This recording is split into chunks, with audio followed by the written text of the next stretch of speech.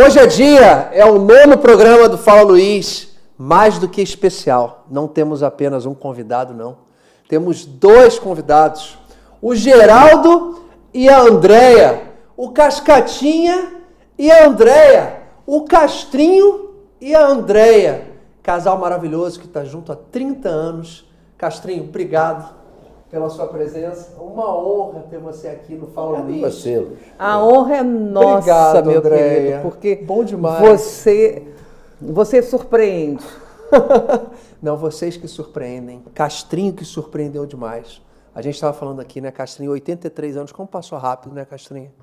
Parece que foi ontem que eu estava pequeno assistindo você na televisão. Pois senhor. E você vê, eu continuei pequeno. Não, é um pequeno grande homem. É um pequeno grande homem. O meu show que eu vou fazer ainda esse ano, tá lá, Castrinho. Pequenino, mas resolve. Então, o importante é a técnica, né, Castrinho? A direção também é mais importante que a velocidade, né? Principalmente a direção de imagens, né? É. Porque você às vezes está falando para uma câmera que não existe, enfim. Sim. Isso daí tudo tem a sua importância. Sim, sim. Eu já estou, mais ou menos, já conheço a coisa, porque 64 anos de carreira leva a gente... Castrinho, 64 anos de carreira, a gente dá para fazer uma comparação? A gente fez o 8º programa com o Malvino Salvador, que é um ator, né? A Kira Grace é uma atleta de jiu-jitsu, hoje ambos empresários, né? Usaram muito da criatividade para crescerem, né, como pessoa. Exatamente. E também na parte de negócios dele. Mas eu fiz uma pergunta para a Kira, né? Por exemplo, o jiu-jitsu está há 100 anos no Brasil, nasceu lá em Belém do Pará, com o tataravô dela, e perdeu-se nessa evolução do tempo. A gente estava falando até do celular, né, Castrinho? Que é um bem para um lado e um mal para o outro. Como é que era o romantismo há 40, 50, 60 anos atrás do movimento de artistas no nosso Brasil? Hoje a gente sabe que as pessoas fazem muita coisa voltada para o lado financeiro e esquece a paixão.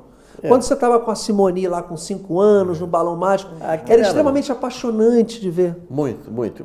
A televisão, eu, por exemplo, eu peguei a televisão, eu não inaugurei, eu peguei a televisão mamando no colo ainda, em 1959.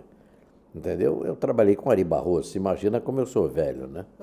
Então, em 59, a gente está falando de 64 anos atrás, né? Exato. Você tinha lá 18, 19 anos. 18 anos. 18 anos, muito novo. Caí na vida com 18 anos.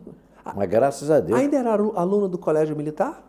Eu saí... Eu sou como aluno do Colégio Militar. Sim. E a primeira coisa, ele ainda era aluno do Colégio Militar. Ele foi trabalhar com Virginia Alane. Isso ele não conta, porque se for colocar... Colégio Militar da Tijuca, Barão de Mesquita. Que era o único que tinha. Tá. Porque ele não... Ele diz que são 64 anos. 64 anos como profissional. Sim. Mas se colocar a parte amador, dá muito mais do que isso. Ele começou com 15. Começou com 15 no teatro, Castrinho? Não, no Colégio Militar. No próprio Colégio Militar? No próprio Colégio Militar, lá tinha um auditório muito bom. Sim. Então a gente fazia peças, entendeu? E eu acabei descobrindo que eu podia fazer, e eu fazia. Fiz um Branca de Neve e os 7 Anões, onde os 7 anões eram todos altíssimos e a Branca de Neve era eu. Então você imagina. Então, brincando assim, lógico, eu cheguei a fazer tinha uma senhora, Magdalena. E hoje eles querem proibir os 7 anões, tá vendo? A época que a gente está vivendo. Pois é. Outra discriminação, a Branca de Neve vai ficar sozinha, né? Exato. Exato, solitária, coitada. Não, mas isso daí, esse Só faltou colocar a Branca de Neve com a Cinderela. Aí eu vamos lembrei ver de uma o que vai besteira dar. aqui. A quantidade de filmes pornôs que fizeram com os 7 anões era Pois imensa. é. Até no pornô eles vão ficar desempregados. Pois Castrinho. Sabe o que é? A Andressa Urach não fez agora um pornô com um anão? Ah, é? Eu nunca tive isso na minha vida. Foi uma raça que eu nunca... Bom, deixa eu dizer para você. Naquela época, como você falou muito bem, a coisa era muito mais romântica. Sim. Muito, sabe? Fazer televisão era difícil. Era difícil porque a iluminação ainda era caótica. A câmera... Eu olho essas cameretas aqui. A câmera... Você, por exemplo, não podia ser cameraman.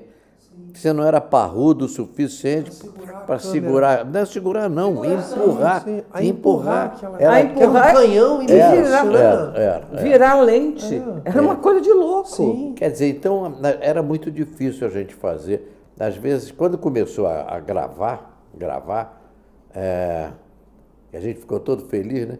A gente ia, vamos gravar o programa. Começava às 10 da manhã e ia até 11 da manhã do dia seguinte.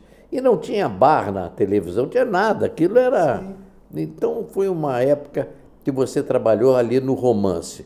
Você trabalhou naquilo que você queria trabalhar. As pessoas eram mais criativas? Muito, tinha que ser mais criativo, muito, né? Não, e hoje o que acontece? A criatividade, por que a criatividade diminuiu muito? Sim. Você tem uma tecnologia que avançou de uma maneira enorme. Atropelou e todo mundo hoje fica, sabe, na técnica. Então você vê, não tem mais criatividade. Tem criatividade de imagem, sim, sabe? Que vem o avião que faz o foguete. Recursos de computação. Tem tudo isso. Mas a criatividade, sim, de fazer aquele tipo de programa, o teatro, isso escorreu pelos dedos. E você vê o próprio ator hoje, ele ficou limitado porque ele quer dar a arte dele, mas espera aí, agora não, vira para cá. Não é só isso, agora a gente também está caminhando, que é uma briga dos artistas, você deve saber disso, que por causa da inteligência artificial. A gente tem resposta para tudo, imediato para tudo, mas substitui a criatividade, não tem dúvida nenhuma. Não, e o que está acontecendo é que a inteligência artificial ela pode vir a substituir até os próprios atores. Sim. Como está acontecendo uma greve lá nos Estados Unidos, né, os atores aqui estão, e músicos, artistas em geral, estão se unindo para ter os seus direitos respeitados. Só que, infelizmente, algumas pessoas estão aproveitando essa fragilidade do artista para poder embutir numa lei, usando os artistas como mote, como desculpa, para poder ter o controle também da internet, André, da mídia social. Deixa eu te fazer uma pergunta. Você é política? Todos nós somos. Não tem uma política dentro de casa, tua filha, para poder pedir política. Alguma coisa para você? É a política. Filha, então, com o pai, nem se fala. O Castrinho tem 3, né, Castrinho? 3 filhas. Não, 2 filhas e um filho. E um filho. Graças Maravilhoso. a Deus. Ai, que bom. Mas, Castrinho, você está com o senhor. Vou chamar de o senhor. Que senhor? O Se senhor me não chamar pode. de senhor, eu saio da entrevista. Então tá, então eu vou chamar de você. Castrinho, você está com a camisa do Colégio Militar. É uma paixão, né, que eu tenho. É raro encontrar um ator que se formou num colégio militar. O que o Colégio Militar te trouxe para se tornar um grande ator? Para ter a leveza que você sempre teve, desde os tempos de antes do Balão Mágico, mas se acentuou muito na época do Balão Mágico, porque eu fui criança e assisti o Cascatinha. O Cascatinha, ele tinha uma inocência, né? Mas tinha um lado de humor também, que você direcionava até para o público maior, mas que era adorado pelas crianças. A gente teve o Balão Mágico numa época que a Globo detinha praticamente 100% da audiência. E Castrinho, como um aluno do Colégio Militar consegue cativar de crianças a adultos, principalmente ali nos anos 80, com o Balão Mágico, como é que você vê a comunicação hoje dos programas infantis em relação aos anos 80? Que programas infantis? Não temos mais. Por quê? Meu filho, sabe que eles dizem que não vende. O departamento comercial diz que não vende. Então, mudou um pouco. O departamento comercial, antigamente, recebia um programa para ser vendido. Sim. Agora ele diz, não bota isso que não vende. Não vende, e aí não se faz mais programa infantil, não, sabe? Diz que não vende. Eu não essa modernidade eu não aceito. E no Colégio Militar, eu aprendi a ser eu. Eu entrei criança, saí adulto. Aprendi a ser amigo, ser responsável, ter hierarquia, horário, que eu hoje já relaxei. Mas antigamente marcava a gravação, eu tinha que estar lá e estava. Enfim, no Colégio Militar, eu vou usar até uma frase de um cantor, que apesar de estar do outro lado, a frase é muito boa. O Colégio Militar me deu régua e compasso. Muito bom. Entendeu? Então, uma coisa que eu levo na minha vida, régua e compasso. Naturalmente que chegando à idade que eu estou chegando, e com a televisão que nós temos hoje, eu estou relaxando um pouco, entendeu? Vou fazer o meu podcast, vou fazer o meu show, Castrinho Pequenino, mas resolve.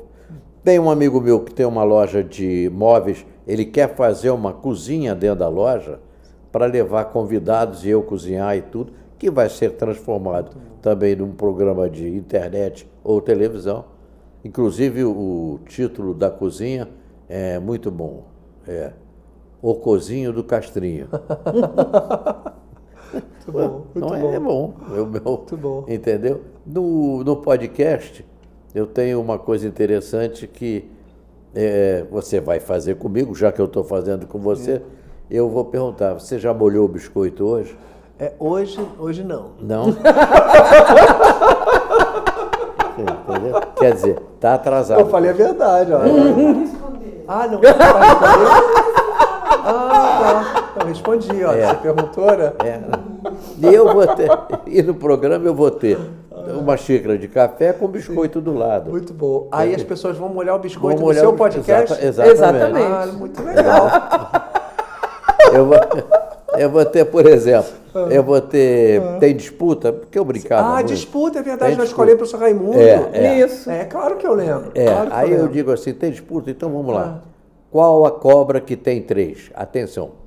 Qual a cobra que tem 3? No final da entrevista eu volto para lhe dizer. Aí vou fazer a entrevista. Você pode deixar essa, inclusive, para contar no final da entrevista do Luiz. Ah, não, no final você conta.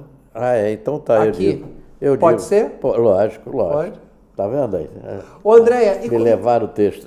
e como é que foram esses 30 anos com o Castrinho? Como é que foi? Como é que foi que vocês se conheceram? Não, Quem conquistou quem? eu acho que os dois. Quem jogou um olhar para quem?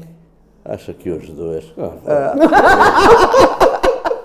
Isso. Metido! É isso. Mas foi aqui na Barra, não foi?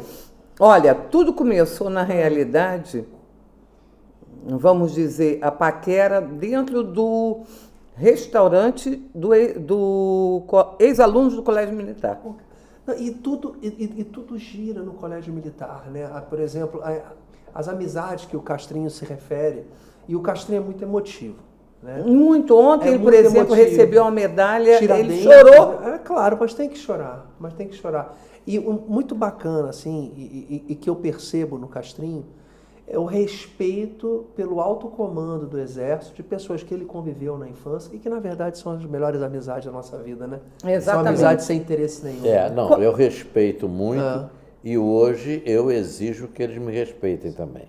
Existe aí um pouco de uma nuvem, entendeu? Que eu às vezes fico triste. Mas, veja bem, Sim.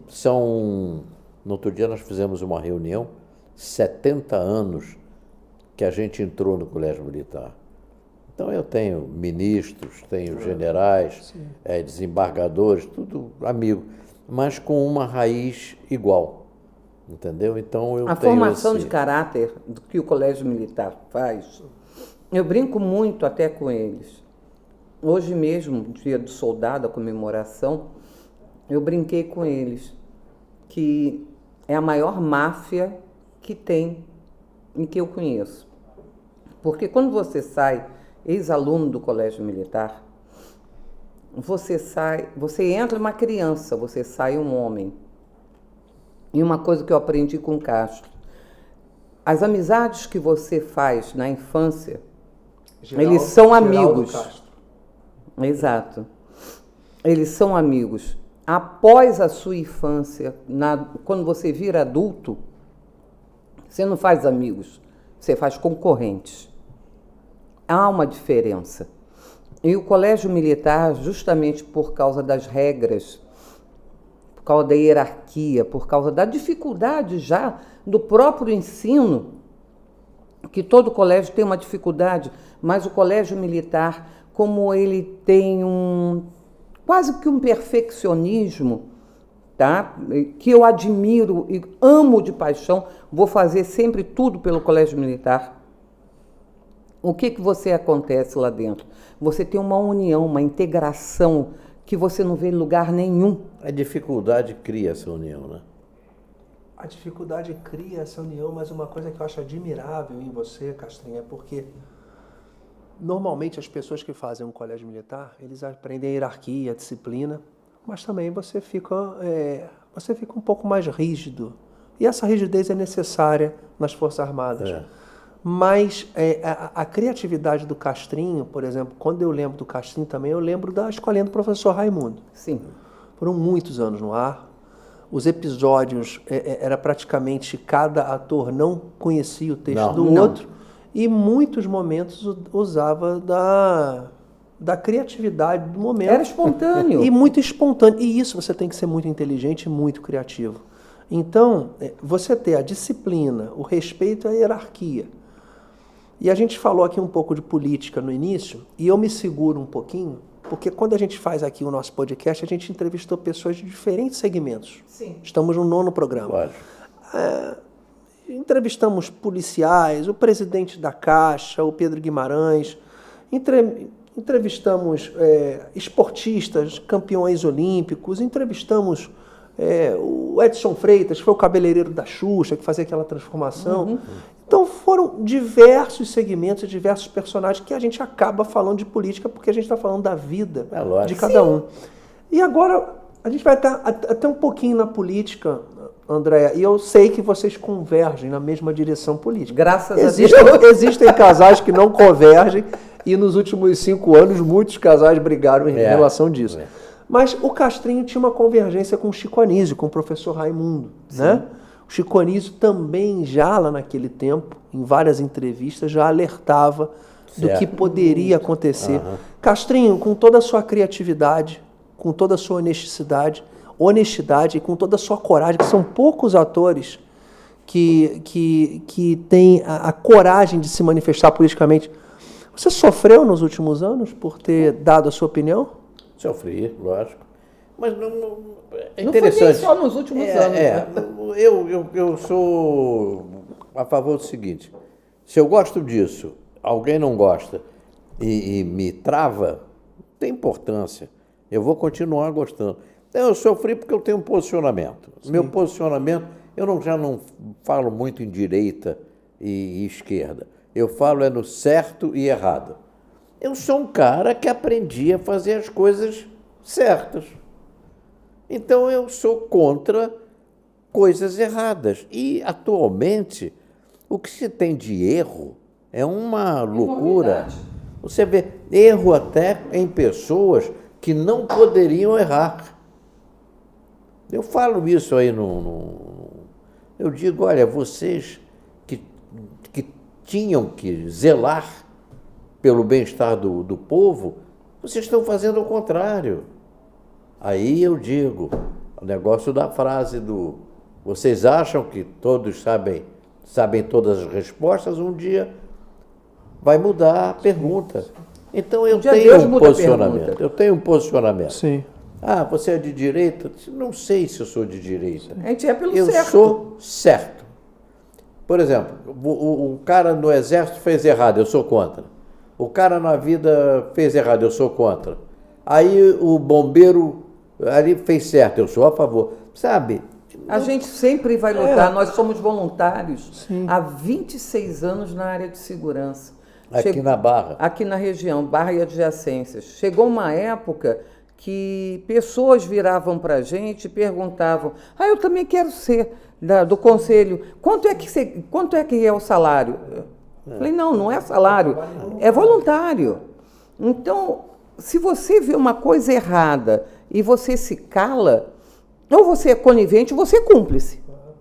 Claro. Então eu não tenho dúvida disso. E se a gente tem condições de fazer o certo, por que não fazer?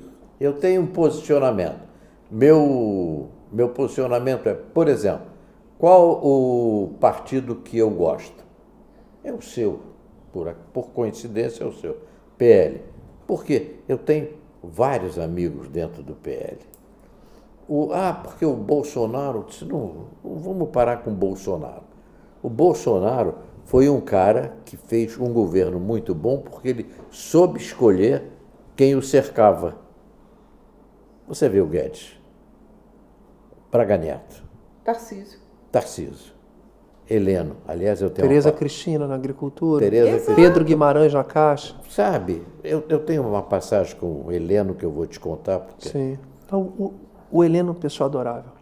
Adorável. Não tem Heleno, como não gostar do Heleno. Adorável. Assim, foi uma das figuras assim, mais simbólicas do governo Bolsonaro, que aliava a criatividade, a educação, a coragem, princípios, assim, valores que, infelizmente, se perderam. Muito difícil encontrar. Heleno entra no colégio militar, Sim. Novinho, um tupete, preto, bonito, tudo. Eu estou praticamente de saída. Eu estou na cavalaria, aparece aquele aluno todo... Lá a gente chama de bicho. O Heleno carioca também, Castanho? Lá a gente chama de bicho o aluno mais novo. O que você quer, bicho? Eu queria conhecer a cavalaria. Vamos lá. Levei o Heleno, mostrei a cavalaria. Aí ele, muito obrigado. Eu digo, senta. Isso o quê? Senta. E é o tal negócio da hierarquia, né? Ele sentou, eu peguei uma tesoura de cortar crina de cavalo e cortei o cabelo dele todo.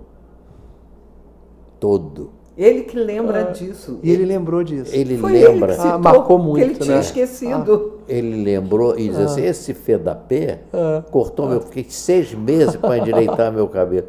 E nós temos um carinho, tem até uma seleção de fotografia, nós nos abraçando. Você vê na fotografia o carinho de ambos, um pelo outro. Então eu adoro o Heleno, está entendendo? O Heleno é realmente o que você falou. Ele é fora da curva, né? Simplesmente, era uma das pessoas ali no Palácio do Planalto que nos tratava da melhor forma possível. Então, ele foi um militar, é um general, mas ele foi uma das pessoas mais flexíveis do governo Bolsonaro. Se o governo Bolsonaro tivesse mais 3 generais helenos ali com ele, é claro que o general Heleno não consegue dominar todas as caixinhas do governo, não dá. E é uma briga entre as caixinhas, então cada ministério é uma caixinha. E cada ministério tem a sua vaidade. É isso que eu estava Porque tem um comando diferente, né? Então, o governo Bolsonaro foi uma luta entre a tecnicidade escolhida pelo governo Bolsonaro e a política do Congresso Nacional, que visa indicações políticas com um único objetivo de poder. Então, Andréia, você que foi responsável pela implementação do 31º Batalhão aqui na Barra, né? Uma luta política muito forte. Mas não só eu. Não. É uma turma que realmente... Foi você que eu digo, que você estava naquela equipe, né? Na época, se eu não me engano, do governador Garotinho. Da Rosinha. Da Rosinha, né? Da Rosinha. Então, você trouxe um benefício muito grande para a Barra da Tijuca. Hoje, a Barra da Tijuca tem, inclusive... por iniciativa dos próprios policiais, fruto do 31º Batalhão, uma unidade de polícia dentro ali do Terreirão, que está para ser inaugurada. Vai ser inaugurada. Eu acho que daqui a um mês... Menos ainda. Menos. Eu estive lá visitando. Então, todas essas consequências, esses atos, são frutos de algo que você construiu lá atrás junto com outras pessoas. Então, eu hoje sou morador da Barra da Tijuca e percebo que muitas coisas que foram trazidas de bom para cá não necessariamente foram trazidos por políticos, foram trazidos por pessoas voluntárias. Exato. Né? É uma coisa que eu estava falando, inclusive hoje,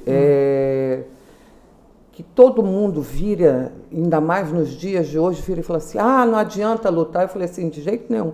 O que a gente não pode é esmorecer.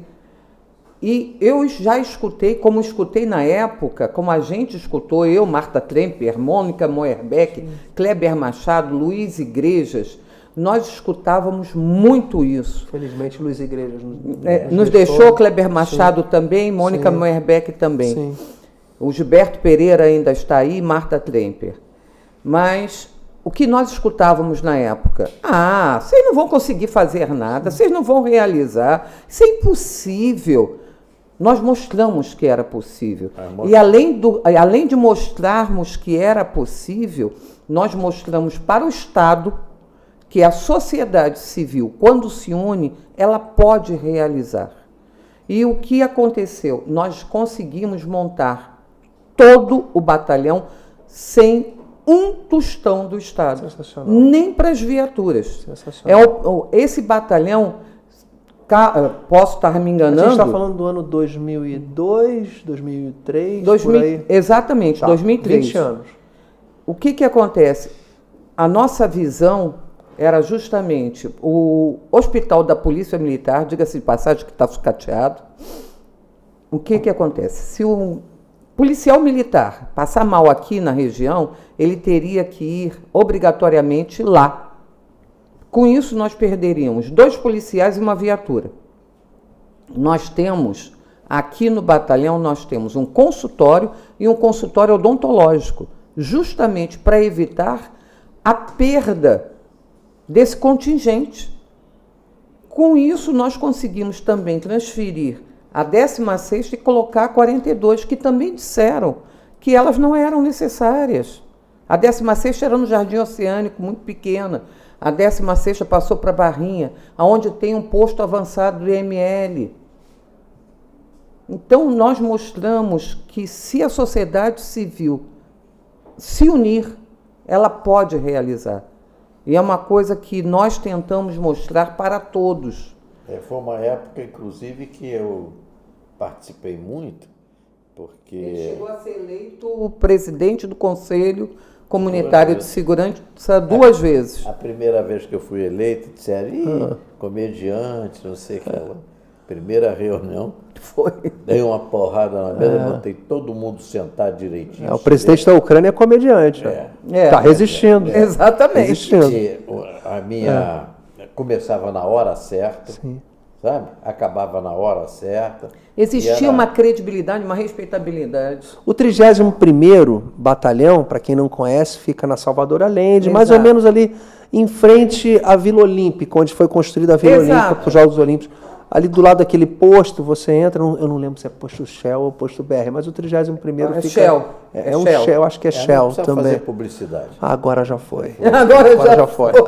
Castrinho, eu estava comentando uma vez no Sport TV, acho que foi em 99, eu era novo, tinha uns 21, 22 anos, né? A Sport TV ainda era na Itapiru. Olha! Aí eu falei no ar, brincando ali com um comentarista, né? Eu perguntei para ele o seguinte... Tinha um nadador do Sri Lanka, que foi pela primeira vez finalista numa etapa da Copa do Mundo, eu estava comentando. Aí eu falei, ô João Guilherme, era o João Guilherme que estava comentando. Você sabe qual é a capital do Sri Lanka? Ele, não, Luiz Lima é cultura, tal. Aí eu falei, eu vou te dar uma dica. É uma marca de geleia de mocotó. Aí ele já ficou desesperado, eu ao vivo, né? Porra. Aí, qual é, meu amigo? Eu falei, é Colombo, porra. Colombo é a capital do Sri Lanka. Porra, eu fiz maior merchandise ao vivo no Sport TV. Porra, eu fui chamado a atenção. Fui suspenso ali uns 2 ou 3 etapas da Copa. Super engessado, né? Mas eu gostaria de resgatar isso, Castrinho. Antigamente, a gente não tinha restrição na contratação de atores, ou de repórteres, ou de qualquer... Hoje você tem que ter seguidores. Nossa, hoje, por exemplo... mas eu acho que... se fosse somente o seguidor, eu acho que seria também errado, mas hoje você vê as contratações da televisão, principalmente da televisão que ainda é líder de audiência e seus canais de ramificação nas TVs fechadas, de atores e atrizes que compactuam com determinado segmento político ou são obrigadas a ser conivente. Então, é muito triste o momento que a gente vive. É lógico, muito. É muito triste. E é ruim para a própria televisão, porque pelo menos 50% da população brasileira... E é salutar você ter divergência. Porque a divergência é que faz evolução. Você não viu o Pavinato? Que foi o Pavinato, demitido da Jovem Pan. Falar disso, dá um abraço aqui pro Pavinato. Pavinato, eu sou fã dele e ele é meu fã. Sim, então, que bom, que bom, que bom. E ele vai estar aqui no Rio, dia 2 na Bienal Dia do 2 de Livro. setembro, sábado. Exatamente, na Bienal do Livro, às 18 Ah, horas, quem tá lançando dando livro, autógrafo. É verdade. Dando autógrafo E nesse a Jovem dia. Pan perdeu muito. Eu gosto da Jovem Claro, Pan, obviamente claro. sou muito grato à Jovem Pan pelo serviço que ela tem prestado. Mas, Corajoso, inclusive. mas foi uma pena, porque muita gente boa já deixou a Jovem Pan. Muita gente boa já deixou muitas coisas. Estão ficando só Mas os era o ruins. único canal que a gente tem, né? Isso que eu fico preocupado.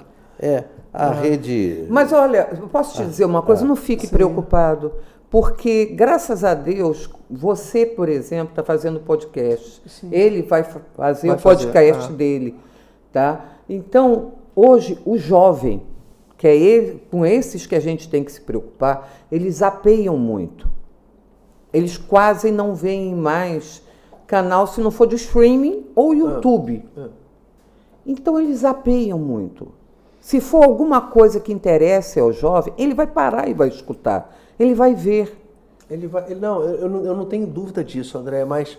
O pessoal tradicional é que se... Não, é horrível. Mas nós tínhamos mas, ainda, quer queiram ou não, nós temos ainda uma televisão aberta. Que é muito forte no interior do país.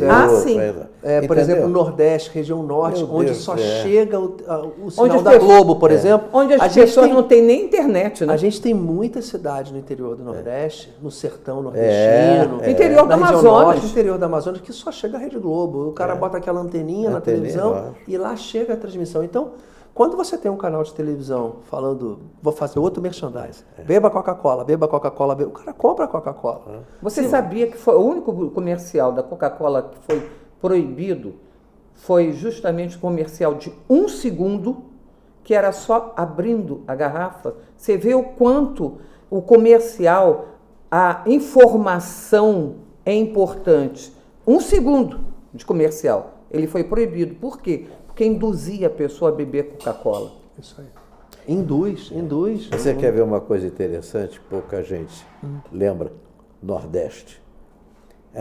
A primeira televisão no Brasil, cujo prédio foi feito para a televisão, porque nós tivemos prédios aí que não tinham nada a ver com televisão. Era dentro do ex-cassino, cassino de Copacabana, da Urca. A primeira televisão que foi feita, o prédio, foi TV Jornal do Comércio. Recife, né? Recife. Recife foi durante muito tempo. Recife teve a maior ponte no século XVIII das Américas. Foi a principal cidade cosmopolita do continente americano. E, Luiz Lima também a cultura. E, se eu não me engano, Recife teve a primeira sinagoga do continente americano. Aí depois, se eu não me engano, foi um país do Caribe e depois Nova York. Nossa. Por influência até dos holandeses que estiveram, né? Que estiveram em aqui, Pernambuco. Aí foram para lá e fundaram a cidade de Nova York. Saíram de Recife e fundaram a cidade de Nova York. Exatamente. Isso aí. A gente podia ter Nova Eu York. lembrei bem, né? Pô, a gente podia ter um Nova York ali em Recife, pô. Essa é uma beleza. Mas eu gosto do povo de lá. Voltando aqui ao que você estava perguntando sobre televisão, realmente a televisão mudou muito o aspecto, né? Hoje você tem uma televisão que é toda de programas comprados lá fora, os Big Brother, e eles Falta aproveitam, criatividade. eles aproveitam muito, vamos ser sinceros, 30 anos para cá, a cultura, entendeu? Então, os caras dão o que a falta de cultura pede. A gente vê, Castrinho, eu gosto muito de escola de samba e de enredo de escola de samba. A gente vê a diferença Meu Deus, é dos gritante. enredos dos anos 70, 80, até 90, né? 90 teve enredos belíssimos. Liberdade, liberdade, abrasada sobre nós, e que a voz da igualdade seja feita a vossa voz. Então, a gente teve letras belíssimas e hoje a gente encontra dificuldade porque é justamente aonde a gente tem poucas escolas, né? Com realmente compromissos de passar conhecimento, disciplina, respeito. Eu digo o seguinte, o aluno hoje que quiser só estudar, ele vai ser tão bem sucedido porque a maioria das crianças e dos adolescentes, pela ausência da família. A gente não tem mais pai e mãe em casa, né? Então, isso influencia demais. A gente está vendo agora, votando no Congresso não, no Supremo, né? que está legislando no lugar do Congresso Nacional. Infelizmente. A liberação, discutindo se é 60 gramas. Isso é uma Meu quantidade Deus, absurda, é esse uma tristeza. Eu não entendo, você vai me desculpar, Sim. eu não entendo, senhores supremos. Os senhores estudaram, tiveram família, têm família. Os senhores representavam uma alta gama da sociedade brasileira. Como é que os senhores e as senhoras ousam discutir liberação de droga e depois fica 25 gramas? Meu Deus do céu, tem coisa muito mais importante para discutir. E a senhora discutia. A senhora, o homem, tudo bem. Meu Deus do céu. Eu tenho um irmão que é adicto. Sim. Não tenho vergonha de dizer isso de jeito nenhum. Eu sofri isso dentro da minha casa, tá? Ele começou justamente pela maconha. É 70%. E foi até o fundo do poço. Graças a Deus, e a Deus mesmo, que foi graças à Igreja Maranata, que ele conseguiu sair. Ele mesmo conseguiu sair, né? Entendeu? Mas a dificuldade que eu vivi, porque quando a pessoa entra para a droga, não é ele só que fica doente, a família fica doente junto. Eu não entendo.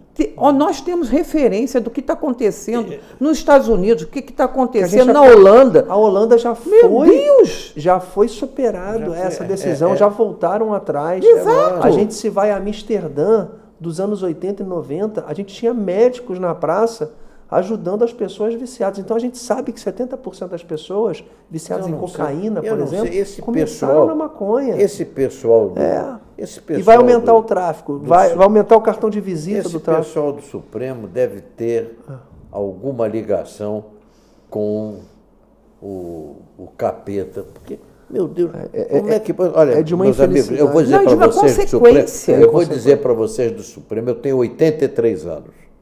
Então, eu sou mais velho do que vocês todos. Vivi muito mais do que vocês, porque eu vivi aqui do lado de fora. Entendeu? Eu não vivi dentro de gabinete, não. Eu vivi do lado de fora, na rua, eu vivia nos meus shows, eu viajava. Pelo amor de Deus, botem a cabeça em cima do pescoço e pensem. Vocês estão abrindo uma porta para o diabo. Vocês estão caixa de abrindo Pandora. a porta para vocês terem seus netos, seus bisnetos viciados. É isso aí. Me veio aqui uma curiosidade. Você desculpe. Não, isso é ótimo. Problema zero. Meio artístico. Todos nós sabemos que alguns artistas fazem uso de drogas, né? Muitos artistas se perderam durante o seu tempo, que você viu assim, poxa, esse cara, porra, que pena que ele se perdeu, como prejudicou. É interessante que durante o meu tempo, agora, nos finais, porque lá na frente, quando eu comecei, TV Rio, entendeu? Teatro de Revista, TV Tupi, TV Excelsior, você não tinha essa... Negócio de maconha era de vagabundo, cara do morro. Como é que era o meio artístico nos anos 70, por exemplo, Caxim, no Rio de Janeiro? Era ótimo. Ele tinha essa influência, essa ligação. O crime era muito menor, né? Muito menor. Mas tinha essa penetração da droga no meio artístico? Muito, mas era muito menos. Muito menos. Muito menos. Até por causa da dificuldade de você ter encontrado droga. A coisa começou, sabe, quando começaram, eu acho, quando começaram a errar, sabe? Errar no sentido de, não, é só um pouquinho, sabe? Pegou aqui não, mas esse é só um pouquinho. E a droga começou a entrar. Aí como entra hoje, que é uma barbaridade, entendeu? E lá fora também, a coisa não era tão grave, não era, entendeu? As plantações de maconha não eram fazendas, eram sítiozinhos, vamos dizer assim. Sim. Hoje não. Tínhamos tantos países ao nosso redor, produtores. E hoje você tem aviões que trazem rapidamente. Enfim, isso tudo foi aquele negócio do progresso Progresso inverso. Progresso inverso, né? O progresso foi Santos Dumont, quando viu o avião que ele inventou, na guerra, entendeu? Então é isso. Mas o ser humano, ele deixou de ser humano. É isso. As pessoas também se tornaram muito egoístas. Nós estamos vivendo... Eu acho que hoje tem mais competição do que tinha antes. Exatamente. Tinha competição, mas hoje é uma competição destrutiva, né? Exato. Até no lado humorístico. Hoje o cara, para fazer humor, ele tem que falar mal do outro e caçoar do outro. Debochar. Né? Debochar. É muita promiscuidade, é muita apelação. É. Então, a escolinha do professor Raimundo hoje, Castrinho, ela teria o mesmo sucesso? Teria. Sendo inocente. Por exemplo, você quando fazia o Geraldo, e você falava, pô, eu tô entrando com a mão no buraco do tatu, não sei o quê. Você mesmo tirava sarro de você mesmo. Exato, mas isso daí... E mesmo assim era um sucesso. E seria sucesso. Sim. Seria sucesso. As pessoas porque estão carentes. era um humor que a pessoa entendia, entendeu? Hoje o humor, qualquer coisinha, sabe? Eles apelam muito pro homossexualismo, sabe? Enfim... O Costinha fazia isso de uma maneira maravilhosa, entendeu? Suave, né? Hoje não tem essa suavidade, sabe? Eu acho que existe, de todas as maneiras, agressividade. Eu, para me impor, tenho que ser agressivo, entendeu? Então, eu acho que tudo que está acontecendo vem com agressividade. Eu sou homossexual, aí eu agrido para os outros verem que eu sou homossexual. Agride. Agride, está entendendo? Porque eu sou drogado, agride. Sabe, existe uma... Antigamente as coisas vinham normalmente. Fluíam normalmente. Sim. Você vê, olha, Clodovil, Clóvis Bornai, Nem Mato Grosso. nem Mato Grosso, Vera Verão, Ótimos, pô. Rogéria. Ninguém agredia, eles Não, e eram amigos, eram de paz, todo mundo adorava. E eles não agrediam você. Vera Verão morava aqui no Recreio. Exatamente. Eles Fluminense. Eles não agrediam, não impunham, sabe, não agrediam a família. Né? Hoje há uma agressão. Qualquer coisinha, não pode, porque é democraticamente correto, como é que é? Politicamente correto. Meu Deus do céu. Politicamente correto é um dos piores venenos que existe. Porque torceram. Eu acho que muitos personagens da escolinha do professor Raimundo, por mais que eles parecessem ser inocentes, muitos dos textos hoje não iriam ao ar, né? Por causa porque do não justamente politicamente correto. Né? Imagina o Chacrinha hoje. Se ele conseguiria ter o programa dele do jeito que ele era. Não. Nunca. Os próprios Trapalhões também, com a Exato. tirada de sarro entre eles, entre o Mussum, Não, o o Mussum, Mussum fazendo aquele de grande pobre. pássaro, tal. E gozado. E não havia agressão. Não havia agressão. O Tony Tornado, por exemplo. A gente sempre fala, negão. Vocês têm uma idade parecida, né? Não. Você me respeite. Eu estou com 83, Tony Tornado já está com 90 e cacetado. É mesmo? Inteiraço. Raciocínio extremamente. O Tony Tornado, ele era líder de uma banda, né, Castrinho? Ele... Você Dançava lembra? muitíssimo bem. Não, dançava bem pra... Qual era o nome dele? Era uma banda... Ele não concorreu lembro nos da festivais de banda. música, fez sucesso. Né? E ele Mussum também. Mussum Mussum era sambista. Os originais do samba. Originário do samba, Mussum, muito bom. O Tony Tornado, teve uma vez que ele, não sei se saiu, porque foi para os Estados Unidos, né? Aí foi no lugar lá, um lugar onde existiam muito afrodescendentes, e para comprar um tênis. Aí. Entendeu? E ele tem um pé, né? É enorme, né? Enorme. Você falava na escolinha enorme, né? Aí, Academia do Primo, o primo era enorme, né? Exato. Meu enorme, primo era enorme. Né? Aí ele chegou lá. Academia do Primo, eu lembro do peso, o Castrinho falando assim, tinha barra. Eu segurei na barra, mas que barra, né? A barra do meu primo. Precisava ver o peso. O peso da barra. E o ferro que segurava o peso era um ferro, né? E o ferro tinha, eu lembro, 2 bolas. Era aquele ferro com duas bolas. Agora você imagina, isso não tinha script, né? Isso era na hora, né? Era Eu espontâneo. fiz muita coisa com o Chico na hora. Mas deixa eu te falar. E do Tony? O Tony Tornado chegou lá para ver um tênis, o cara disse, meu, o tamanho do seu pé em outro lugar, aqui só tem tênis maior. O pé dele era muito pequeno. Não brinca. É. Era tipo o Marcelinho Carioca? Pequenininho? Não, ele tem um pé pro grande, brasileiro, só que tem que o lá... pé dele é grande. É grande, mas lá... para lá, Caramba. ainda mais no bairro de afrodescendentes, Sim. lá eram pés. Eram pés enormes, né? Enormes, né? Era. Muito bom. Castrinho, qual foi o melhor, assim, da sua passagem entre Balão Mágico, entre Escolinha do Professor Raimundo, tudo que você fez na televisão, assim, qual é a maior saudade que você sente? Todas. Todas. Sabe por quê? Eu sempre fiz tudo com muito amor. Eu sempre me dediquei muito. Eu fiz um quadro com uma atriz que ainda é viva, que eu acho minha amiga, que eu não a vejo há muito tempo, Dorinha Duval.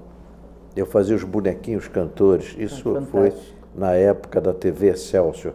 A TV Excelsior... O Topo Gigio era da TV Excelsior? Não, já era da Globo. O Topo Gigio era da Globo. A TV Excelsior, se não tivesse falido, ou se não tivessem falido a TV Excelsior, a Globo não seria o que hoje. Que a TV Excelsior faliu e tudo, aí a Globo aproveitou. E o Dr. Roberto Marinho, que era uma pessoa muito inteligente, não se pode negar absolutamente, ele fez o que o Bolsonaro fez. Sim. Ele pegou os melhores, ele não entendia de televisão. Então Ele ele não pegou entendia os nada. melhores que entendiam de televisão e colocou nos lugares-chave da TV Globo. Walter Clark, Boni, aí depois veio Manga, e Walter Lacer, enfim, foi uma academia. A Globo era uma academia de televisão, entendeu? E ganhou até no exterior. A Globo nasce justamente no período do regime militar. É. A Globo é de 65, 69? Não, por aí, 64. Por aí. Quando estourou, ela já era. Sim. Deixa eu dizer para você, eu acho que se você pode aproveitar o momento, aproveite, desde que você não roube, desde que você não... E o Roberto Marinho aproveitou um momento de mudança por causa do regime militar e embarcou junto. Tanto é que o Brasil, inegavelmente, na época, cresceu muito, tá? O que a história fala. E ele aproveitou e cresceu junto. As nossas grandes obras, né? A Ponte Rio-Niterói, regime militar. Beleza. A gente tem Furnas, né? A gente Os tem... próprios direitos trabalhistas foram criados pelos militares. Foram. Não. Não, aí foi Getúlio Vargas. Getúlio Vargas. Aí foi na segunda era de Getúlio Vargas. O baixinho. Ah, bom. O baixinho danado. Que foi na época da Quem é Siderúrgica que é? Nacional. Isso. Que a gente teve a primeira era Vargas de 30 a 45 e a segunda era Vargas quando ele volta eleito pelo povo em 51. E ele acontece o falecimento dele em 53. E a Virgínia Lane. Não fica quieto. Bota o retrato do velho outra vez. Bota no mesmo lugar. Castrinho, se hoje o Roberto Marinho tivesse vivo em 2022, é claro, ele fundou a Rede Globo, ele já tinha, acho que uns 50 anos. 60 anos, né? Então vamos imaginar que o Roberto Marinho estivesse aí vivo com seus 83 anos, igual o Castrinho está hoje, em 2022. Ele permitiria Não. o que a Globo fez? Não. Não permitiria? Não. E por que os filhos não seguiram a linha do pai? Meu filho, porque os filhos às vezes não seguem a linha do pai. Que pena. Você vê. Você conhece aquela história, avô rico, filho nobre, neto pobre? Avô rico, filho nobre, neto pobre. Conheço. Entendeu? E depois aconteceu uma coisa interessante.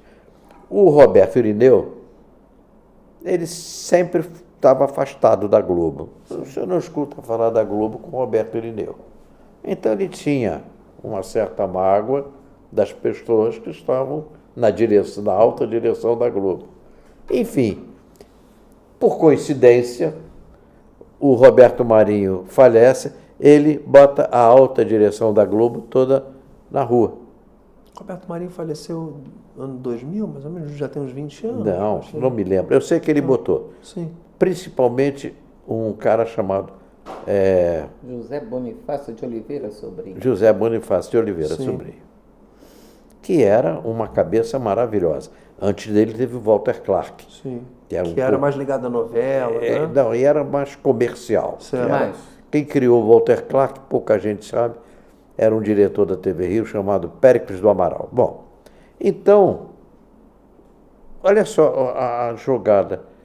Boni, sai, mas não sai todo, hein? Você vai ficar como conselheiro da Globo, ganhando uma baba. Mas você não precisa dar conselho nenhum. Você só não pode ir para outra televisão. E ali ele afastou, vamos dizer assim, os que trabalhavam com Boni, Walter Lacer, vários diretores, o Legei, Aloysio Legei. Então, ele aí contratou quem? Quem ele contratou? Tinha um senhor cego, que era administrador, que ele tinha a capacidade de entrevistar as pessoas e fazer um perfil. Como o Roberto Irineu não conhecia ninguém, ele chamou esse senhor para fazer cego. Professor Eurico, cego. E aí precisava de alguém que enxergasse tudo, e aí trouxe a esposa, Marluce. Ah, eu lembro. Marluce tinha Silva. Sim. E eu embarquei numa ruim com eles. Sim. Um amigo meu, Couto, Oscar Couto, era diretor do Via Parque, e disse para mim: Castrinho, você que entende de restaurante, tem um senhor lá que tem um restaurante não vai para frente. Aí eu fui procurar e conversei com o senhor cego, entendeu? E disse: olha, precisa fazer uma transformação no restaurante, isso, aquilo. O senhor era deficiente visual mesmo? Sim. Tá. Marido da Marluce. Marido da Marluce. Eurico. Aí eu arranjei uma verba de um patrocinador, modificamos, ele faturava 30 mil por mês, passou a faturar 130. Nossa. O restaurante era onde, Castrinho? Não, Via no Via Parque. Parque. No Via Parque. Passou a se chamar Castrinho e Amite. Ah, que bacana. E nós tínhamos um trato verbal, nós tínhamos, e toquei o restaurante, tudo. Chegou uma hora para botar... Você foi uma espécie de investidor e promotor do restaurante. Sim. Não, e outra coisa... Só que ele tinha cozinha era combinado... A cozinha era minha, eu cozinhava. Certo. Não, O cardápio era todo dele. Não, e além de tudo, você era um garoto propaganda. Você... Então vamos dizer que ele combinou uma coisa comigo. E depois disse: não era assim. Enfim, como era verbal, eu não podia dizer: olha. Aí eu caí na asneira de um dia, eu estava na Globo, fazendo novela com um grande sucesso. O núcleo dele era com Cécio Thierry e a Lavínia Blazac. O Thierry era aquele rapaz com a sobrancelha grossa. Não é esse? Não. Celso Thierry era Cécio filho Thierry. de Tônia Carreiro. Tá. Confundi com aquele Thierry mais novo. Tá. Aí eu caí na asneira de falar para alguém que eles não estavam sendo honestos comigo. No meu entender, porque, enfim, caiu no ouvido da dona Marluce. Ela simplesmente mandou um recado para o meu núcleo, porque se o Castrinho não for mandado para a rua, cabeças vão rolar. E eu fui defestrenado da Globo, virei um nome tipo câncer. Castrinho, não, Castrinho não, pelo amor de Deus. Eu fiquei durante muitos anos proibido do meu nome ser citado na Globo. Então, o que acontece é que essas barbaridades que aconteceram na Globo foram pós-falecimento de Roberto Marinho, entendeu? E o Boni ficou muito bem, porque na hora de negociar, imagina... Ele negociou muito bem. Negociou muito bem, porque estava com as cartas na manga. Ele hoje é dono de uma rede de televisão no Paraíba do Sul, né? Vale do Paraíba. Vale do Paraíba e tudo. E um cara muito inteligente. Veja bem, o Boni nunca me ajudou. Eu digo isso para todo mundo, nunca me ajudou. Mas eu era amigo do Boni. Nós tínhamos uma residência em Angra dos Reis, eu tinha 100 metros dele. Eu até brincava, eu dizia, tem alguma coisa errada aqui, Boni. Você tem grana paca, eu não tenho nenhuma e nós estamos juntos, olha juntos, só. Porra, não enche o saco, cara. O Boni me ensinou a fumar os melhores charutos, me ensinou a comer os melhores queijos, tomar os melhores vinhos. O Boni, gozado, nunca me ajudou. Sim. Pessoalmente, nunca me... É questão de empatia. É empatia. Exatamente. Ele uma vez estava com um amigo em comum. Isso acontece muito no meio político também. Às vezes você tem um adversário e você tem empatia por ele. E ele por você. Mas é pele, é química, é Deus. É Deus. Acontece. Tinha um amigo dele, foi a primeira vez que eu andei de jet ski, esse amigo é que trouxe. Andei até com um Boninho, aquele jet ski em pé e tudo. Ele era rico, não lembro o nome dele. Foi amigo meu, foi o primeiro cara que trouxe a Vespa para o Brasil, foi diretor da... Enfim. E ele perguntou, ele e o Boni. E ele perguntou, qual é, Castrinho? Por que você não está na TV Globo? Pô, você é um grande humorista. Aí eu disse, pergunta o homem aí. Aí o Boni disse, não vai para a TV Globo, não. O amigo meu não faz graça para ninguém. Amigo meu não faz graça. Quer dizer, uma sacanagem até gostosa. E eu sempre admirei muito o Boni. Carlos Manga foi um excelente diretor. Daniel Filho. Grande professor. Daniel Filho tem uma cabeça também iluminada. O Lacer. O Leger foi quem inventou Você vivia também o sertanejo. de televisão, Andréia? Antes de conhecer o Castrinho? Eu vivi... Você simplesmente gostava muito? Não. O que acontece? Meu pai, ele fez parte do Clube dos Cafajestes. Tá? Meu pai foi inventor do baile do Havaí. Casei com uma cafajeste. Meu pai foi inventor do baile do Havaí. Eu nasci, meu pai tinha 58 anos. Ah, poxa. Então, eu era, vamos dizer assim, neta quase, né? Você era o resto. 58. O resto que você pegou, né? Mas fica quieto. E ele viveu até quantos anos? Papai faleceu com 87 anos. Então você passou aí 31 anos com ele. Não, e olha, papai foi uma figura, porque eu me tornei a desculpa para ir para a rua. Sim. Entendi. Por exemplo, tinha o carnaval antigamente, era na Presidente Vargas. E ele era de um dia para o outro, não era dois... Exatamente, não eram 2 dias. Ele era justamente direto. E eu adorava a rua, eu adorava a festa, eu adoro o ser humano.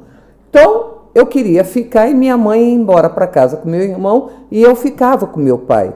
Eu desfilei pela Portela, eu tinha 4 anos de idade. Eu sou portelense doente. O que eu posso fazer? Essas coisas. Sabe, então eu vivia no centro da cidade, eu vivia no meio artístico, meu pai teve restaurante, então ele recebia os intelectuais, ele recebia os artistas, eles iam beber com ele. Então eu vivi nesse meio e eu era sempre a mascote. Eu fui criada como a mascote deles. Quando eu comecei meu relacionamento com o Castro, o Miele e o Lúcio Mauro foram me chamar a atenção. Você tem certeza que você está fazendo, menina? Nós vamos conversar com ele. O Miele e o Lúcio Castro. O Lúcio Mauro. O Lúcio Mauro era o pai do Lucinho, né? Isso. Que tinha aquele quadro na televisão. Exatamente. E o Miele foi O Miele, eu lembro do Miele fazendo aquele programa. Ainda não conhecia Milênio, eu tinha 12, 13 anos, que passava no SBT, o Coquetel. Que as meninas ficavam com o seio de fora. O Miele foi ela tá me olhando brava ali. Coquetel. O maior sucesso, Castrinho, esse programa era. Você lembra ou não? Eu lembro. Coquetel, né? Eu lembro. O Castilho lembra. Ó. Andréia, novos desafios pela frente? Novos desafios, porque eu adoro uma causa impossível. Meu filho é que fala, mãe, você não pode ver uma coisa dando errado que você toma para si. É meu. Vai vir. Foi por isso que ficou comigo. Ele olhou para mim e disse que era errado. Não, olha, quando eu comecei meu relacionamento com o Castro, eu tinha 3 anos de viuvez. Tá? E eu fui casada com uma pessoa de uma família tradicional, né? Uma família quatrocentona mineira, Arthur Bernardes. Então, por aí você já vê. Então, eu vivia realmente... Arthur Bernardes é o arquiteto, né?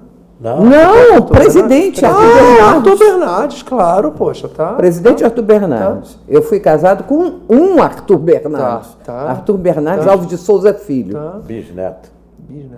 E meu padrinho de batismo era o Botucuxi, mestrinho. Sim. Que meus pais eram amazonenses. Bem, resumindo, eu sempre respirei política. Política, vamos dizer assim, me persegue e eu persigo a política. Hoje em dia eu brinco até com o Castro. Eu sei por que Deus nos uniu. Ele virou para mim outro dia e perguntou, por que, André? Eu falei assim, porque eu sempre tive vontade de fazer, sempre tive vontade de realizar. Você tem uma ótima comunicação, né, André? Muito bom.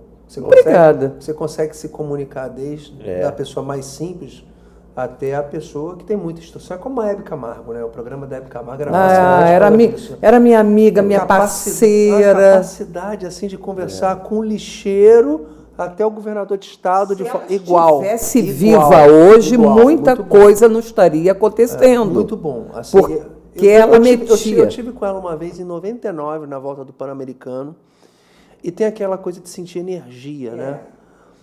Eu estava até num encontro ontem, aqui no gabinete, a gente estava falando sobre energia, e quando você se candidata, você, além de um bom discurso, que você tem que ter voltado a quem está te ouvindo, perceber rapidamente o que essa pessoa quer ouvir, mas você tem que passar energia. Então, quando você pega o Lula e o Bolsonaro, aí a gente não vai discutir de onde vem essa energia, dos dois. São pessoas com muita energia. Sim. Com muita energia. Eles são tão antagonistas. Eles são antagonistas, mas eles têm uma coisa em comum. Muita energia. Porque quando eles se têm duas energias, isso é até física, né? Sim. Elas acabam se repelindo. Ou se fundem em uma só.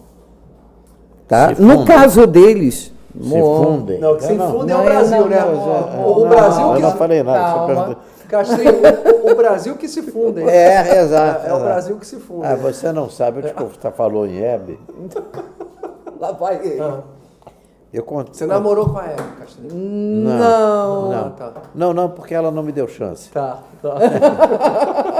A Hebinha era muito minha, gostava. A gente se gostava. Era maravilhosa. E eu contei uma piada para a Hebe. Sinto falta. Que depois, eu e a Hebe com a Lolita Rodrigues, com a Nair Belo, as três não podiam ficar juntas, que morriam de rir. Só de se olhar. A Hebe era muito bonita, jovem, né? Muito, bonita até. Sim. Mais velha, né? A Hebe tinha... Bonita, elegante, carismática, sabe, inteligente, sagaz. Se eu ficar aqui, eu vou ficar a noite inteira falando sobre ela. Eu contei uma piada para ela de um cônsul português que veio para o Brasil e, morando na casa, ele descobriu um filhote de gambá. Que bonitinha, que coisinha, bonitinha. Isso é um gambá. Que bonitinho, vou tratar dele, filhotinho. E tratou do filhote do gambá. Até o gambá ficar grande, aquela coisa. E chegou a hora dele voltar para Portugal. Eu preparei tudo, preparo uma gaiola que eu vou levar a gambá. Disse, não pode. Como que não pode? Fui eu que tratei deste gambazinho, este tempo todo. Disse, não pode, porque tem uma lei aqui que certos bichos que são daqui não pode ser, enfim. Não vou deixar o gambá, vou levar o gambá. Leva, não leva. Chegou o dia, bem perto de... Ele virou e disse, ô Maria, vem cá, minha filha. Disse, o que queres, Manel? Eu vou levar este gambá. Disse, Manel, já disseram que não pode. Não insista, meu filho. Disse, vou levar. Já tenho até um plano para levar. Sim, qual é? No dia do embarque, a gente leva o gambá até o aeroporto. Quando derem o embarque, pegas o gambá, vais até o toalete e botas o gambá dentro da tua calcinha. Depois que nós entrarmos no avião, ninguém vai voltar com o avião por causa do gambá. Não estou entendendo. Como está entendendo, porra? Pega o gambá, bota dentro da calcinha e vamos embora. E o fedor? O gambá que se funde. Os dois não podiam se ver, que um virava para o outro. E o gambá? E o gambá? Mas voltando para a Hebe, nesse lado político e Brasil, eu acho que se a Hebe tivesse viva, realmente nada disso teria acontecendo. Não, e eu estou justamente triste com a nossa cidade. O Estado eu não posso dizer muito, mas a nossa cidade... eu, se pudesse, eu ficaria aqui, eu acho que 1 ano falando sobre tudo que nossa cidade, pode estar acontecendo. Acabaram com a cidade. A cidade do Rio de Janeiro é muito grande, né, André? Ela não só se restringe. Não. Ela vai de Paquetá a Sepetiba, ela é imensa, ela tem um raio de mais de 70 quilômetros, é enorme, um problema de... É quase um estado. Não, e cada vereador, são 51 vereadores, né? E o prefeito, se você tiver um bom senso, é natural que você entre em desespero, você sendo um legislador ou sendo o chefe do executivo municipal. Enquanto a gente não vê nessas pessoas que estão cuidando da fiscalização, da criação, da revogação, de alteração de leis municipais, preocupadas, tem alguma coisa errada. Exatamente. É para você estar muito preocupado. É para você ter 4 anos da sua vida como vereador preocupado, sem dormir, perder alguma noite de sono. Alguma não, você vai perder várias noites de sono. Eu, como voluntária na área de segurança... Já mexe com você. Meu Deus, esse daqui teve uma época que ele fez com que eu me afastasse, porque ele falou assim, não, você vai acabar ficando doente. Claro. O Rio de Janeiro tem 1.640 escolas municipais. Se o prefeito visitar uma por dia, acaba 360, acaba o mandato dele, ele não visitou todas. É muita responsabilidade. Então, eu do fundo do coração, eu espero que a população entenda, a população vulnerável, Castrinho, que você ter o seu voto explorado pela sua própria vulnerabilidade não vai te tirar nada daquele estado. Daquele estado que você se encontra. Então, eu faço voto que tem uma renovação muito grande. Não, eu acho que a cidade necessita, porque nós estamos com o prefeito que aqui está há 12 anos já. É o mesmo grupo político, com 2 mandatos do César Maia, tivemos um do Conde, o César Maia retorna. Então a gente está falando de 8, 4, 16 e a gente vai para mais 12 anos. A gente está falando de 28 anos do mesmo grupo político. É muito mais. É muito mais. Porque isso é cria de Brizola. Não, claro, o César Maia foi secretário de Fazenda do Brizola, é cria do Brizola, DNA. É verdade. De lá para cá foi tudo DNA Brizola, Marcelo Alencar. Tudo DNA do Brizola com aquela coisa de não pode entrar aqui, agora derruba o barraco que é de madeira, dá tijolo para ele. Porra, a favela era de madeira. Não, e não é só isso. Eu quero deixar bem claro que... Você não é contra as pessoas, mas você é contra a desordem. Exato. Eu nunca pensei que eu fosse falar o que eu vou falar agora, minha mãe vai se virar no túmulo por eu falar. Que saudades do BNH. Sim. Porque na época que nós tínhamos o conjunto habitacional do BNH, o pobre tinha dignidade. Tinha dignidade, o bombeiro entra, exatamente. A ambulância entra. Ele não tinha esgoto a céu aberto. Como é que você vai entrar com esgoto hoje em ruelas que sequer você consegue passar uma milha? Você vai ter que tirar as pessoas dali. E você vai ter que fazer bairros planejados. Exatamente. Porque não adianta privatizar a SEDAI se 70% da área do município não tem como você executar. É mesmo. Quando viram para mim e dizem, não, porque nós vamos limpar a lagoa tal. Por exemplo, aqui, quando vieram falar sobre transporte aquaviário. Perdão, eu não sou contra a privatização da SEDAI, não. Mas fica inviável você alcançar suas metas sem você trazer condições de moradia para aquela pessoa. Lógico. Não tem como você executar. Tem que ser uma parceria pública-privada, justamente para dar condições da privatização da SEDAI realmente dá certo. Claro, com certeza. Porque senão vai ser enxugar gelo. Enxugar gelo. A gente anda na linha amarela. A cada dia que a gente passa por lá, a gente vê prédios sendo construídos. 3, 4 andares. E se você notar em alguns pontos... Tem um cano direto saindo do esgoto in natura. Você tem o segundo andar das casas, pontes ligando uma a outra, e sem contar as barricadas. Exatamente. Na Avenida Brasil, no Complexo de Israel, na comunidade Marcílio Dias, do lado do Cefam, uma unidade militar. Então, você tem muitos problemas pela frente e eu torço... É um grande desafio. Eu acho que é um grande desafio. E quem quiser que se meta nesse desafio, tá entendendo? Eu conheço o Rio de Janeiro, imagina. Eu nasci no bairro do Riachuelo, talvez um dos últimos partos feito em casa. Poxa, cara. Você vê que ele já nasceu fazendo bagunça, Já. Você vê. Meu bisavô... Acho que foi uma pessoa econômica, né? Também, né? E a mãe dele uma mulher forte, né?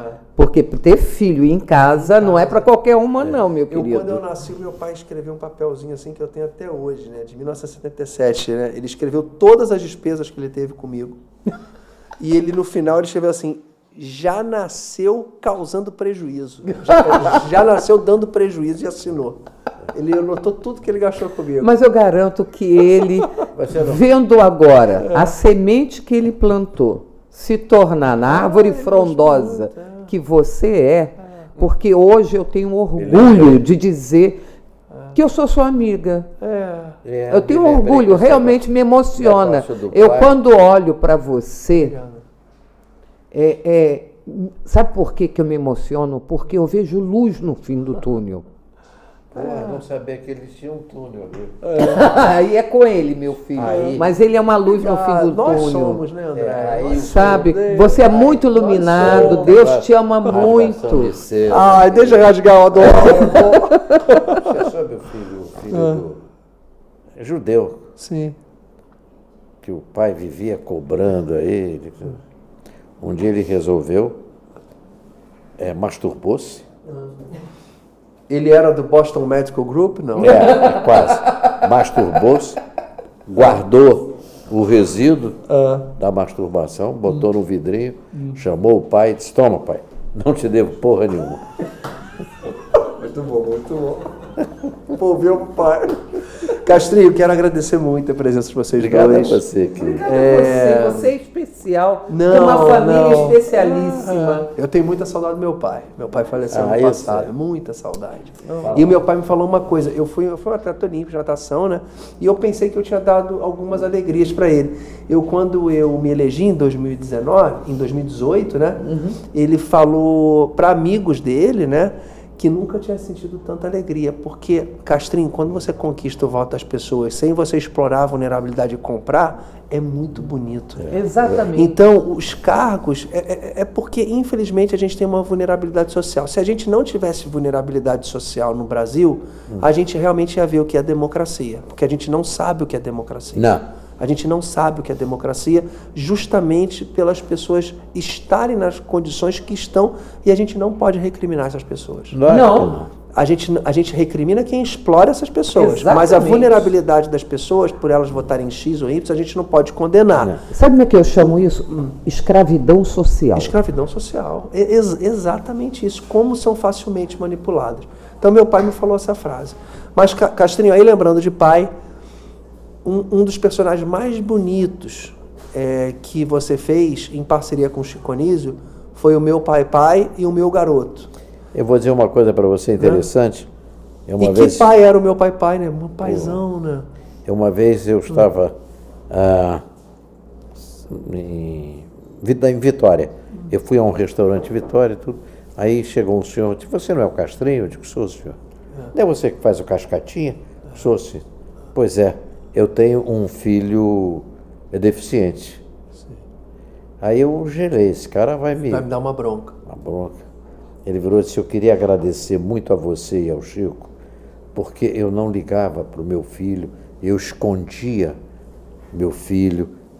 Depois que eu vi o relacionamento do Chico Anísio com você, fazendo pai e filho, eu mudei totalmente. E hoje eu e meu filho somos muito felizes. Eu cheguei a fazer palestra aí, enfim. É que o Chico Anísio sempre dava força para ele, né? Sim, ele tinha orgulho do filho. Lembra, teve até um episódio que o Cascatinha vira para ele, poxa, a professora tá me chamando de o comedor da classe, né? Foi. O comedor. aí o Chico Anísio pensa que tá namorando as menininhas, né?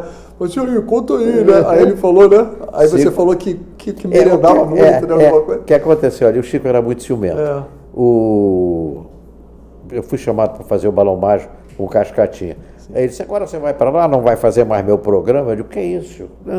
Não quero, porque não sei o que. Eu disse, Chico, peraí, vamos raciocinar. Você adora o Cascatinha, o Cascata adora o Cascatinha agora está na TV Globo, pô. Vamos aproveitar aí.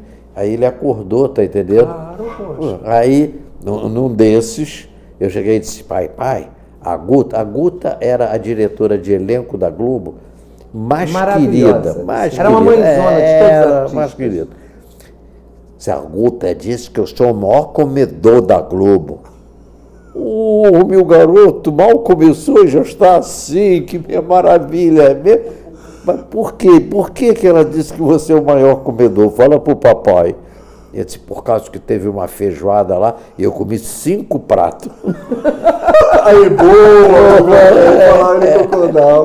Era muito gostoso. Muito bom. Deixa eu dizer para você, eu que tenho que agradecer, obrigado. André também. Você é uma figura que a gente acostumou a apreciar pelo que você é, tá entendendo? Pela tua família, eu tive prazer de conhecer sua família, que é maravilhosa. A filha é... É o filho desencapado. A filha... Vocês estiveram lá em casa quando ela tomou aquele tombão de bicicleta. Virou aquela vaca, mas tá certo. Foi pro hospital e tudo. Não, mas isso não tem nada. Deu um susto. Aí vocês viram o meu lado bravo, né? O meu lado bravo, né? Mas que também não é. Você me deu uma bronca, né? Vai ficar falando assim com a sua filha, pô. Pois é. Eu bravo pra caramba. É lógico. Eu falei pra você, eu com a idade que eu tenho, que posso ser quase que seu avô. E eu tenho que ouvir, claro, poxa, claro. E eu esculhambo mesmo. Quero agradecer aqui, inclusive encontrar aqui com o Bruninho, que é do meu tamanho, que trabalha aqui com você. Mi, vem cá entregar para mim. Vem cá, aparece aqui. Olha, não, eu quero que vocês vejam a beleza da esposa desse cara. Linda. É linda. Não, ela é linda, educada, fina, meiga, carismática, mãezona, esposona. Aí. Castrinho, esse aqui é um presente nosso para vocês. Meu Deus. Aqui é o Cavaleiro Templário da Ordem de Cristo, que era praticamente um grupo de militares da Igreja Católica, que teve origem na Primeira Cruzada entre 1100 e 1300 anos, e eles que garantiam a peregrinação até Jerusalém, né? Então são os Cavaleiros Templários, defendiam Cristo, eles faziam aí, abriam mão faziam voto de pobreza, de castidade. Exatamente. Então todos nós temos que ter um pouquinho de templários dentro da gente para a gente lutar contra as adversidades. É para vocês dois guardarem de lembrança. André, eu queria aproveitar a oportunidade, mandar um beijão para os colegas meus de colher militar. Isso aí. É dizer que você sente saudade do teu pai, eu sinto do meu, que já foi há muito tempo. Papai era a cadeira 43 da Academia Nacional de Belas Artes. Mamãe era meu bisavô era alemão, um dos que chegaram a Petrópolis.